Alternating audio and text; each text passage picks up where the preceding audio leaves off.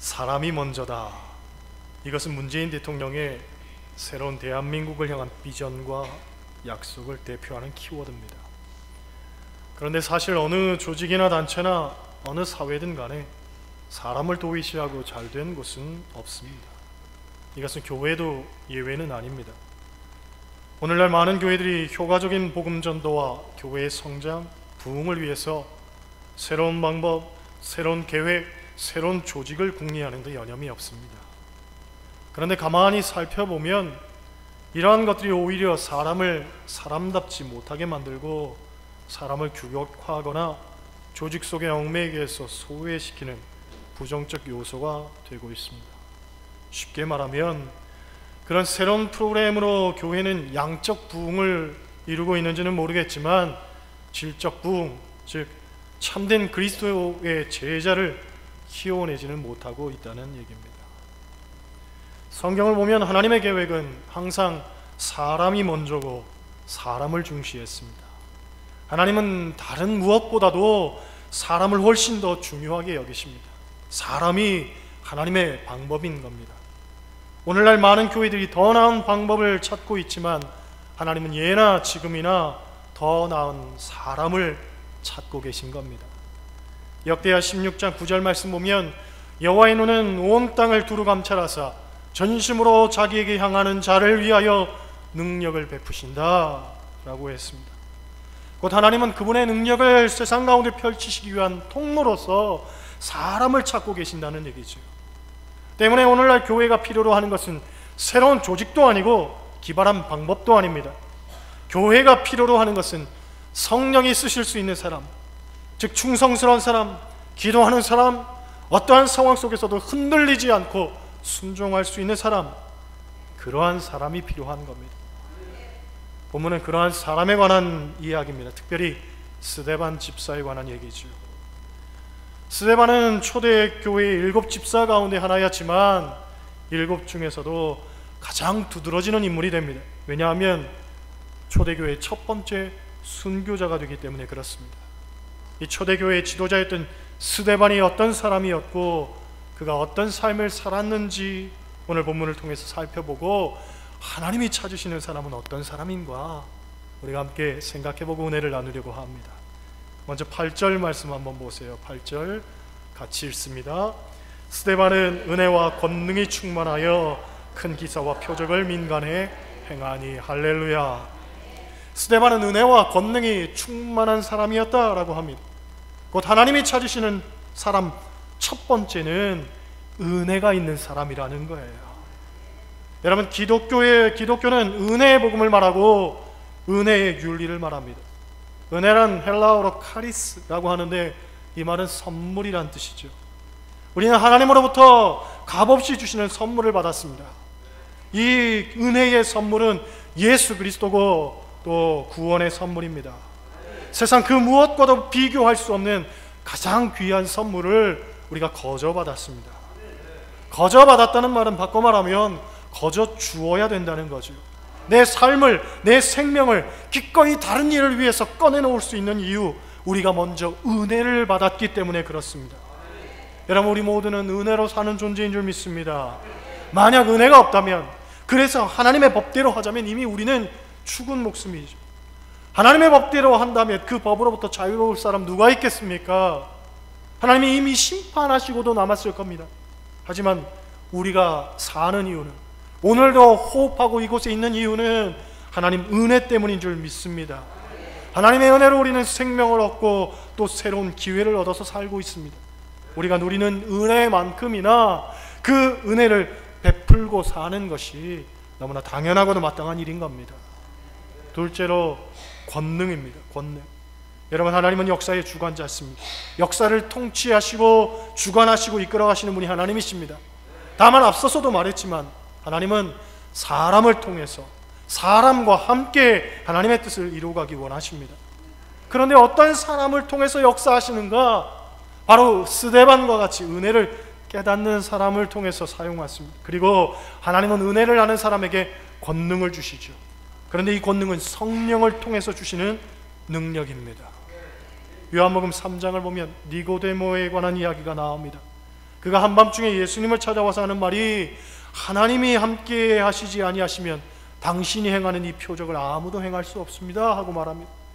그때 예수님께서 거듭나지 아니하면 하나님 나라를 볼 수 없다라는 말을 하죠.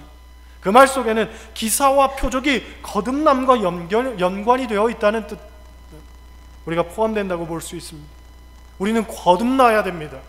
그런데 어떻게 거듭날 수 있습니까? 니고데모가 묻죠. 내가 어떻게 거듭날 수 있습니까? 예수님께서 말씀하시기를 진실로 진실로 내게 이르노니 사람이 물과 성령으로 나지 아니하면 하나님 나라에 갈 수 없느니라.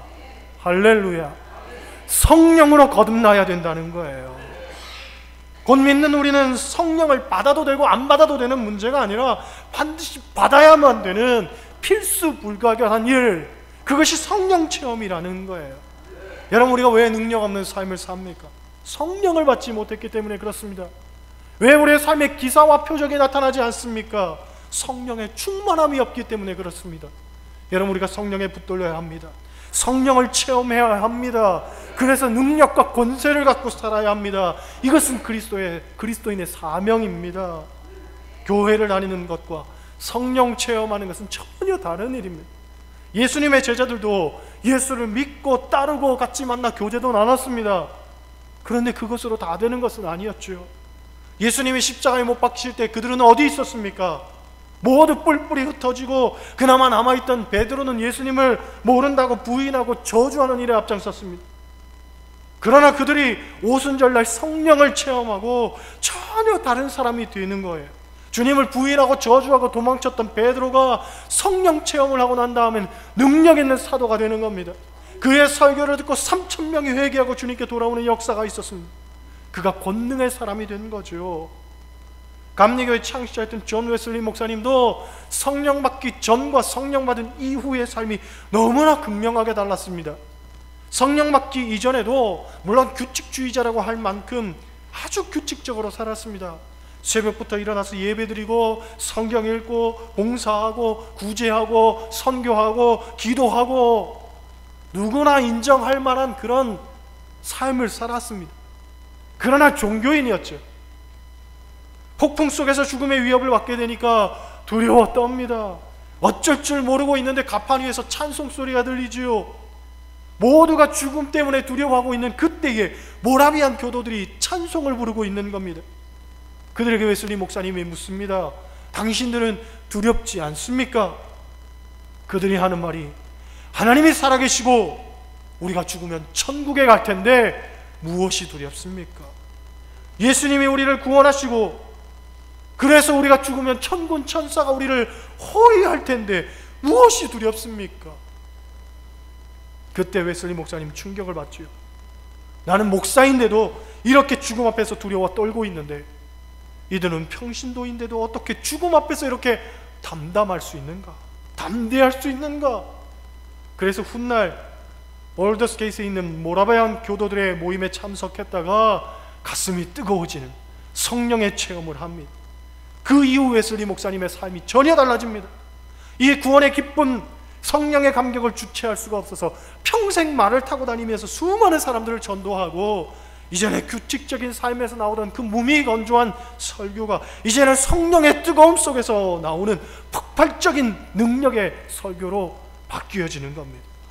여러분들 성령을 받으시기를 바랍니다. 그래야 우리의 생활이 바뀝니다. 그래야 우리의 생각과 가치관이 바뀝니다. 전인적인 변화가 뒤따를 수 있습니다. 정말로 목숨 걸고 예수 믿을 수 있습니다. 마당만 밟는 자가 아니라 유니폼 크리스천이 아니라 참된 주님의 제자들이 될 수 있는 겁니다. 성령을 받으시기를 소원합니다. 세 번째 10절 말씀 보세요. 10절 같이 읽습니다. 스데반이 지혜와 성령으로 말함을 그들이 능히 당하지 못하여. 할렐루야. 스데반은 지혜만 충만했을 뿐만 아니라 성령이 주시는 지혜가 있었다는 거예요. 그래서 성령이 말하게 하셨다고 합니다. 9절을 보면 스데반이 여러 나라 사람들과 논쟁을 벌였다고 하죠. 구레네인도 있었고 알렉산드리아인도 있었고 길리기아와 아시아에서 온 사람들도 있었습니다. 당시에는 세계에서 내놓으라 하는 사람들이 다 모인 거죠. 이방 종교의 지도자들, 철학자들, 유대인 지도자들 다 모였습니다.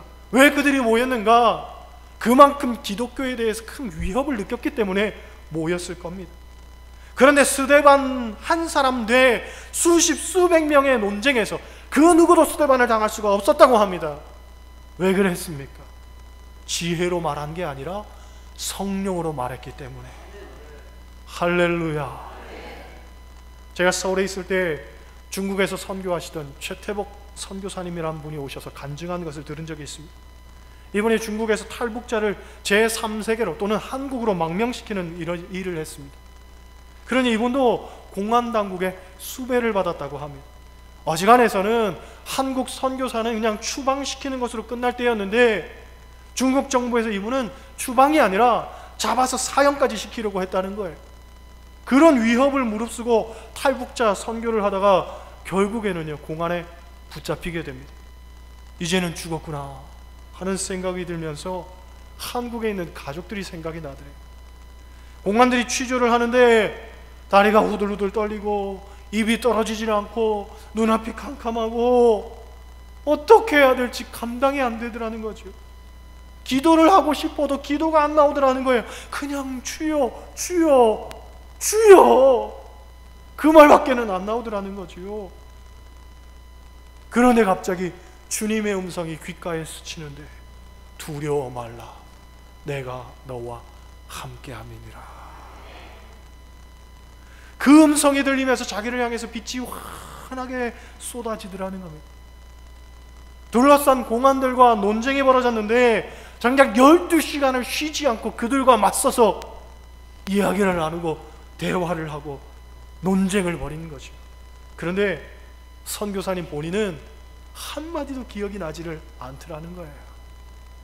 오직 성령께서 당신의 입술을 주장하셔서 그 입술을 통해서 성령께서 말하게 하시더라는 거예요.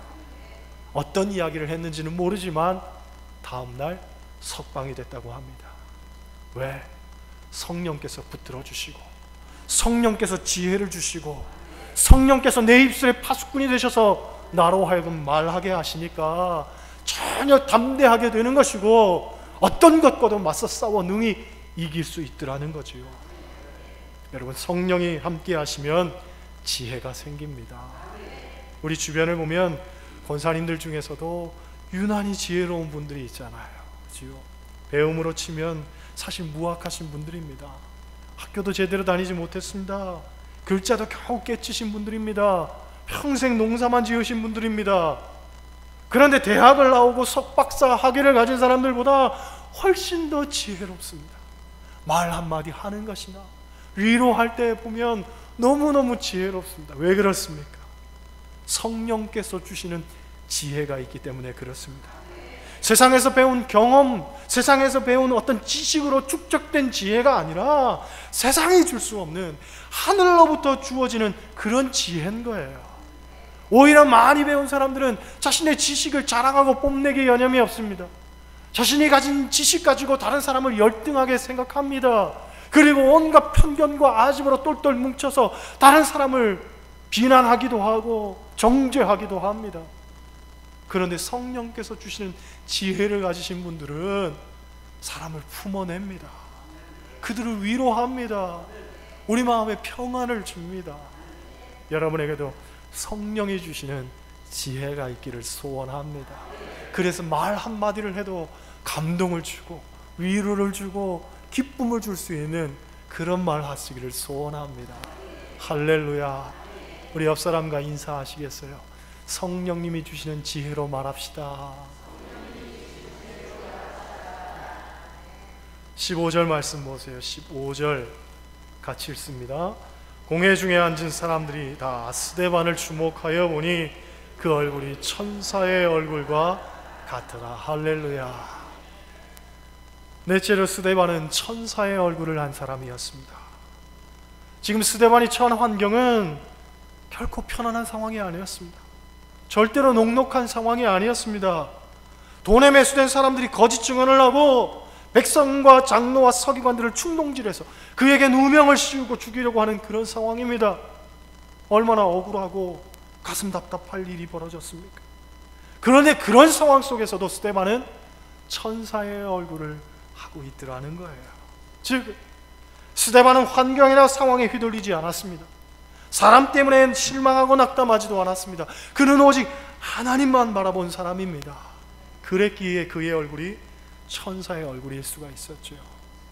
사도행전 7장 이하를 보면 사람들이 이를 갈고 그를 돌로 치려 할 때에도 스데반은 하늘을 우러러 주목하여 하나님의 영광과 및 예수께서 하나님 우편에 서신 것을 보았다라고 말합니다. 곧 하나님이 찾으시는 사람은 항상 모든 상황 속에서도 주님만 보고 사는 사람입니다. 그래서 나의 얼굴을 천사와 같이 가꾸어가는 사람입니다. 장폴 카우프만이란 프랑스 기자가 있습니다. 이 사람은 3년 동안 베이루트에서 인질로 잡혀 있다가 가까스로 풀려난 사람입니다. 이 사람이 인질 생활에서 풀려나와서 한 기자와 인터뷰를 했는데 기자가 이런 질문을 합니다. 마침내 정상적인 생활로 돌아왔는데 생활에서 가장 인상 깊은 것은 무엇입니까? 하고 물었더니 카우프만이 이런 말을 하죠. 가장 인상 깊은 것은 평소에 대수롭지 않게 생각하던 일들이 이제는 중요하게 느껴졌다는 겁니다. 실제로 변한 건 없습니다. 하지만 냄새를 맡고 소리를 듣고 나무를 보고 세상을 보는 것 다 소중하게 느껴집니다. 왜냐하면 나의 시각이 교정되었기 때문입니다. 이런 이야기를 하죠. 그렇습니다. 여러분, 어떤 면에서 신앙생활은 시각 교정을 하는 것입니다. 따라 하시겠어요? 신앙생활은 시각 교정을 하는 일이다. 네. 무엇을 바라보느냐, 그리고 그것을 어떻게 바라보느냐, 이것이 하나님 안에서 달라지는 거예요. 정작 환경이 달라지는 것은 아니라 할지라도, 그러나 그 환경 속에서 바라보는 관점이 달라졌고 그 환경을 대하는 시선이 달라졌습니다. 그랬더니 모든 것이 달라지는 거예요. 모세를 보세요. 하나님께서 모세를 부르실 때에 모세가 하나님께 했던 이야기는 내가 누구이기에, 그 말을 합니다. 모세는 자신에 대한 부정적 자상을 가지고 있었던 거죠. 내가 누구이기에 내가 애굽으로 갑니까? 하나님, 난 못합니다. 그것이 모세의 심정이었어요. 기드온도 마찬가지입니다. 하나님이 그를 큰 용사로 부르실 때에 기드온이 말하기를 보소서, 나의 집은 므낫세 중에서 가장 약하고 나는 내 아버지 집 중에서도 가장 작은 자니이다.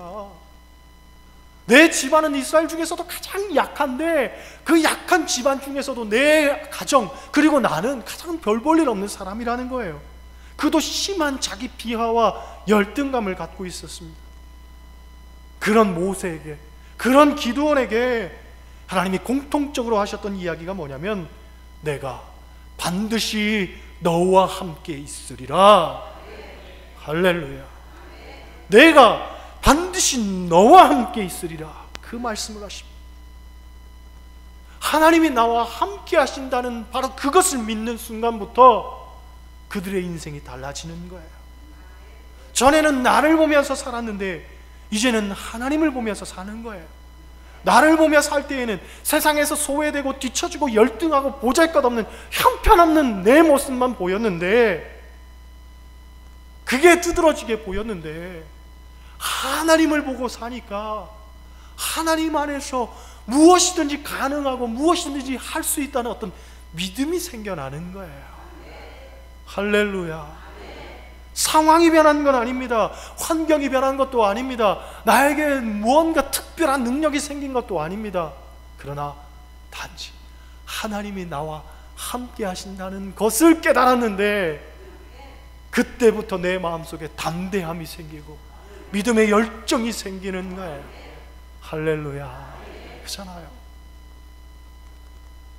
저희 아들이 옷방에 가서 옷을 입으라고 하면 옷을 못 입습니다. 무섭다는 거예요. 그래서 꼭 아빠 같이 가 그럽니다. 그런데 저와 같이 가면 옷방에서 숨기도 하고 뒹굴기도 하고 옷도 잘 입습니다. 왜? 제가 있으니까. 저하고 있을 때에는 제잘제잘되고 까부기도 까불고 얼마나 말썽도 많이 부리는지 모릅니다. 그런데 할머니 할아버지한테 맡겨놓으면 그렇게 순하고 말도 잘 듣는다는 거예요. 왜? 엄마 아빠가 없으니까 눈칫밥 먹는 거지요. 우리도 세상에서 살 때에는 참 눈칫밥도 많이 먹습니다. 세상에서 사는 게 쉽지 않습니다. 너무너무 힘겹습니다. 땀 흘리고 애쓰고 수고하고 노력하고 살아도 그 땀에 대한 정당한 대가 결실을 거두는 것조차도 너무너무 어려운 세상 속에서 살고 있습니다. 그러니 나의 모습을 들여다보면 참 인생 막막하고 한숨만 나오고 한스럽고 지금까지 뭘 했나 하는 생각 들지요. 그런데 우리의 시선을 바꿔서 하나님을 보면 내게 능력 주시는 자 안에 내가 모든 것을 할 수 있습니다 하는 고백이 터져 나오는 거예요.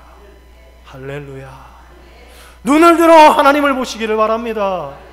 열등한 나를 보지 마시고, 부족한 나를 보지 마시고, 세상에서 뒤처져 있는 그 소외감에 시달려 살지 마시고 나와 함께 하시는 주님을 바라보면서 정말로 세상을 이기며 사시기를 소원합니다.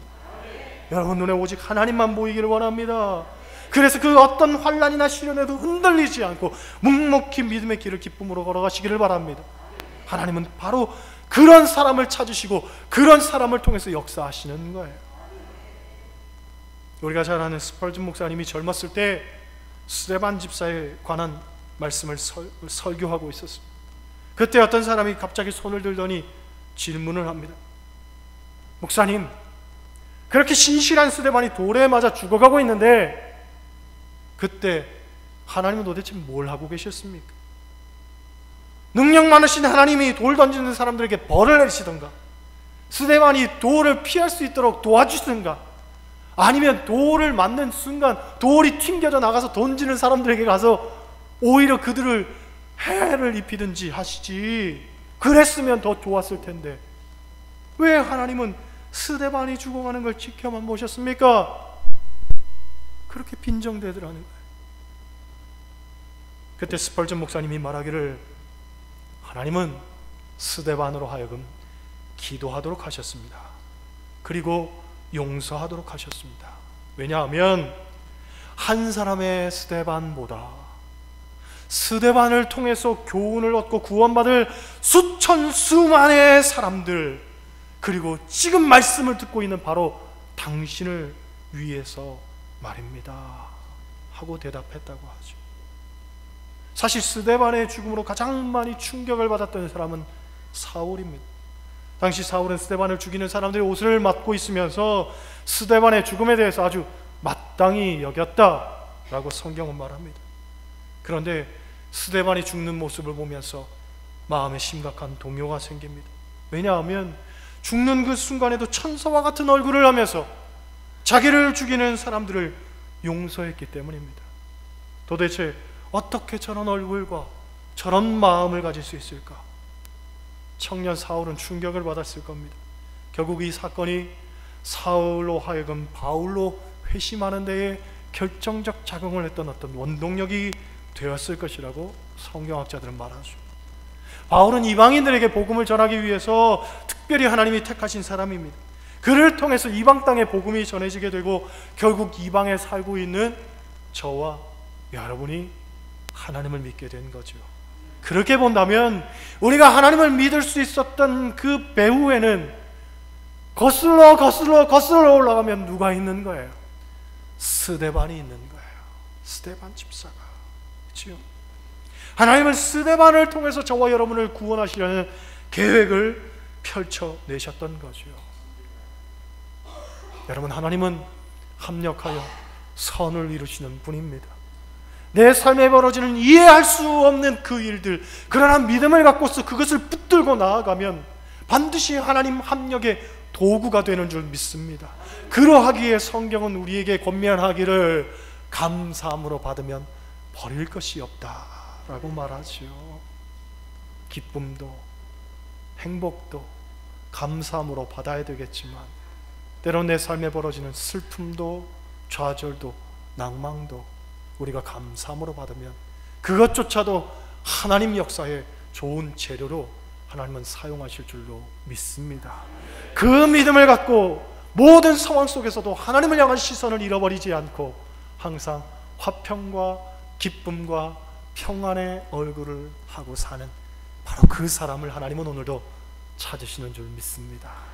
바라기는 하나님이 찾는 사람 바로 여러분이 되시기를 소원합니다.